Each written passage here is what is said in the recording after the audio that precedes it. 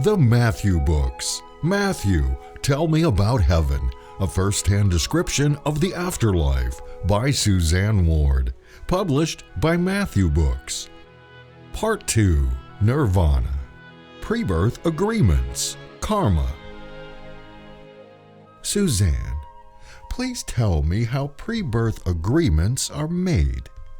Matthew, the agreements are contracts entered into at soul level by all members of a family and other primary relationships in the lifetime of everyone agreeing to be born into the shared experiencing. Both genetic and environmental influences are taken into account when the selection of parents takes place, as those are the foundations for the soul's chosen lessons. As an example, not only did I choose you as my mother and chose my father, but you and he and all my siblings agreed to experience your lives as my family. All of the other people dear to us, as well as those whose influences were essential for our own chosen learning, also agreed to participate. You can see the complexity in matching up these souls, but the agreement process didn't start even at that point when I chose my lifetime lessons. You chose your parents to experience your own selected growing and learning so you could fulfill the agreement provisions as their daughter, as well as wife and mother in our family. Your parents chose their parents for the same reasons, and so on throughout all the generations of ancestral lineage. Suzanne, that much matching up of people is way beyond me, Matthew. Matthew, it would be for almost everyone there, Mother. The matching up is through reviewing life prints in the Akashic records. The universal law of continuum simultaneously accommodates past, present, and future awareness of a situation. That alone is incomprehensible to you because the linear time structure devised on Earth can't be applied. I think I can best explain this agreement process and purpose if I continue using our family as an example. The 6 of us have been together many times, but more often, only some of us have shared Earth and some intergalactic placement lifetimes. Repeated lifetimes with the same or most of the same principal souls, or a soul cluster, isn't essential, but it is most usual because of the strengthened bonding and the karma being incurred and resolved within that group. You and my father had completed karmic lessons in several lifetimes as mates, and you wanted to have a family again. However, you had clean karmic slates with each other, so both of you selected lessons to be completed from other relationships, and you did achieve the experiencing needed to fulfill those. Suzanne, those other relationships must have incurred a lot of bad karma. Actually, Matthew, exactly what is karma? Matthew, Mother, I know the terms good or bad karma are commonly used to attribute experiences to some nebulous cause beyond one's knowing, or justify one's own or another's behavior, or achieve a measure of satisfaction when someone who isn't punished on Earth for foul deeds will get his in another lifetime. But there's no such thing as either good or bad karma. Karma is neither a punishment nor a reward. It is simply the law of the universe regarding cause and effect.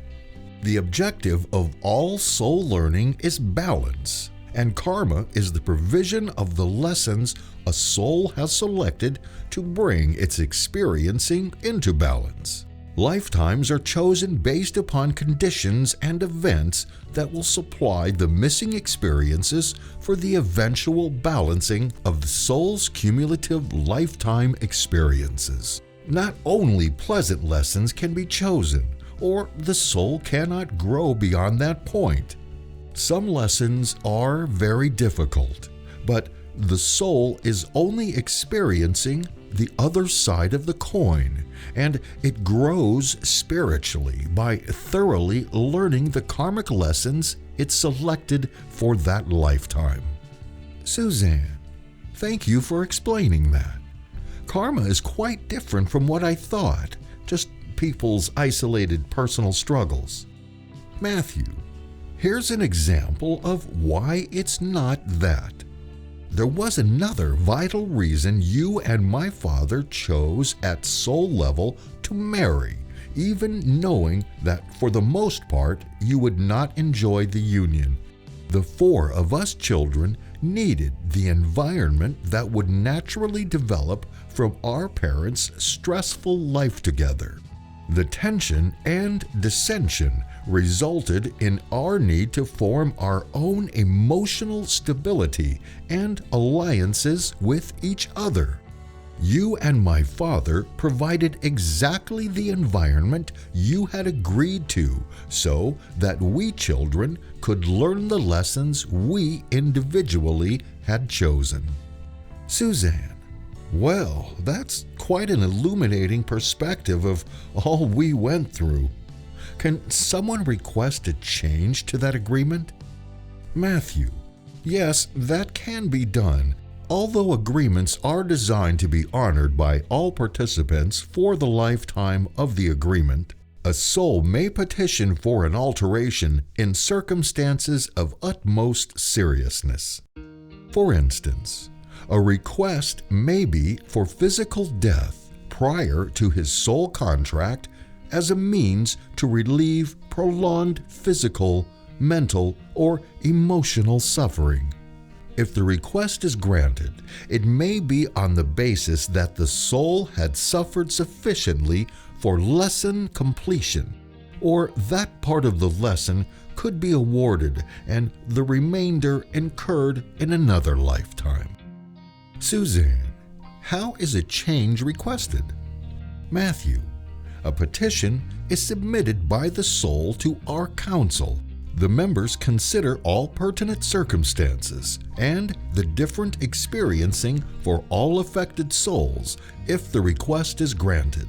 If the council deems the request worthy, it's passed on at soul level to the other principles in the original plan. Obviously, when one life is changed significantly, all others within the parameters of the agreement are affected accordingly, so all must be in agreement once again. If all principles do agree, by divine grace, the petition is granted. An external situation also may be grounds for submitting a petition. If circumstances outside the agreement interrupted the chosen lessons, the soul may request an adjustment that will bring circumstances back into line or give relief from the adverse consequences of the interruption. This is a unique time in Earth history, Mother. What has happened on a routine basis for eons is changing very rapidly in this time of preparation for a major transition of Earth. Agreements are far more flexible now than formerly to give opportunity for accelerated learning in encapsulated form rather than lifetime form.